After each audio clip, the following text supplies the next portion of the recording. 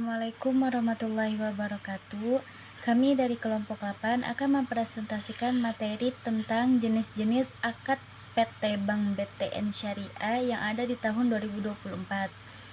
Lalu di sini ada anggota kelompok 8. Yang pertama itu ada saya sendiri Nur Fitrianisi. Lalu yang kedua itu ada Nur Alika Zahra dan yang terakhir itu ada Najwa Siti. Nah, terus di sini itu ada akad mudharabah. Jadi akad mudharabah itu adalah akad kerjasama usaha yang dimana pihak pertama itu disebut pihak yang pemilik modal gitu, atau kayak biasanya yang disebut itu dengan sohibul ma'al, dan pihak lain itu disebut dengan pengelola atau mudorib. Nah, keuntungan dari usaha itu dibagi berdasarkan nisab atau porsi yang telah disepakati, sementara kerugian ditanggung pemilik modal kecuali akibat kelalaian dari si mudorib itu atau si pengelolanya. Nah, terus penjelasan. Yang pertama itu, jadi bank itu menyediakan modal, nasabah bertindak sebagai pengelola usahanya. Nah, terus yang kedua itu, usaha dijalankan sesuai prinsip syariahnya. Lalu yang ketiga itu, keuntungan dibagi sesuai nisabnya. Nah, terus yang terakhir itu, kerugian ditanggung oleh pemilik modal. Jadi jika bukan kesalahan pengelola, maka yang tetap menanggung kerugian tersebut adalah pemilik modal tersebut. Nah, terus di sini itu ada tabel yang isinya itu laporan keuangan dari mudharabah ini sendiri ya. Nah, jadi bisa kita simpulin ya di tabel ini itu bahwa jumlah pembiayaan mudharabah di 2024 ini itu sekitar 4.816.959. Jadi si skema mudharabah itu memungkinkan gitu bahwa nasabah itu bisa menjalankan usaha dengan modal bank dari Bank PTN ini sendiri. Nah, keuntungannya itu nanti dibagi sesuai nisabnya gitu yang telah disepakati oleh berbagai pihak. Nah, resiko kerugian akibat usaha itu ditanggung oleh sohibul ma'al atau dari bank itu sendiri gitu, kecuali jika terjadi kelalaian di mudorib. Nah, terus di sini itu ada contoh penggunaan dari mudharabah ini sendiri gitu. Nah, jadi si Bank BTN itu mendanai usaha kuliner seorang nasabah dengan total jumlah 300 juta gitu.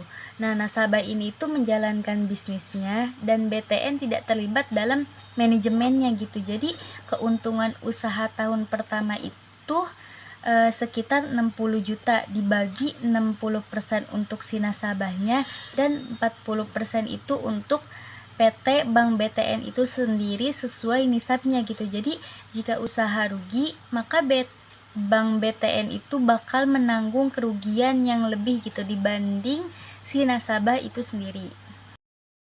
Akad musyarakah adalah akad kerja sama di mana dua pihak atau lebih sama-sama memberikan modal untuk menjalankan suatu usaha. Dalam akad ini, bank dan nasabah bersama-sama menginvestasikan dana, kemudian usaha dapat dikelola secara bersama ataupun oleh salah satu pihak.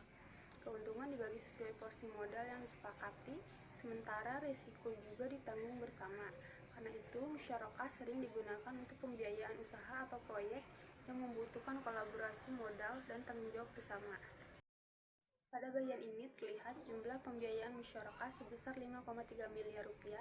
Skema musyarakah menggunakan prinsip bagi hasil, di mana bank dan nasabah sama-sama menanamkan modal dalam suatu usaha. Keuntungan di mana dibagi sesuai porsi kontribusi modal. Sementara risiko usaha juga ditanggung bersama, jadi pembiayaan ini menekankan kolaborasi, transparansi, dan keseimbangan hak serta kewajiban antara kedua pihak. Selanjutnya contoh musyarakah. Contoh ini menunjukkan bagaimana akad musyarakah diterapkan. BTN dan pengusaha sama-sama menanamkan modal untuk membuka usaha kontrakan masing-masing sebesar 500 juta.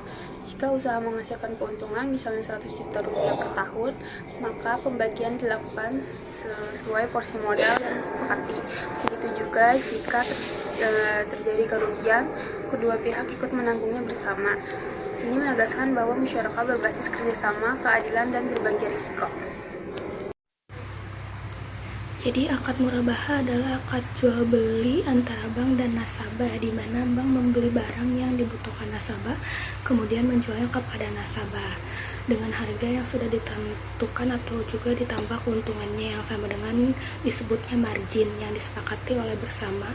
Nah, dalam murabaha, bank harus menyampaikan harga pokok barang dan besaran margin kepada nasabah secara transparan dan juga jelas. Yang ke satu itu ada nasabah memesan barang kepada bank, yang kedua itu ada bank membeli barang dari pihak ketiga, yang ketiga itu ada barang dijual kepada nasabah dengan harga pokok plus margin dari keuntungannya. Yang keempat itu ada pembayaran biasanya dilakukan secara angsuran. Yang selanjutnya ada akad murabaha, merupakan akad jual beli dengan rincian data per 30 September 2024 yang jumlah piutang murabahannya itu sekitar 32.492.346 juta rupiah. Dan yang selanjutnya akad murabaha, contoh penggunaannya. Murabaha banyak sekali digunakan dalam transaksi pembiayaan barang kebutuhan nasabah, di mana bank membeli barang lalu menjualnya kembali kepada nasabah dengan tambahan margin yang sudah disepakati bersama. Komponen margin dan harga pokok dijelaskan secara transparan di awal akad. Murabaha mendominasi portofolio pembiayaan syariah BTN yang terlihat dari nilai terbesar di antara akad.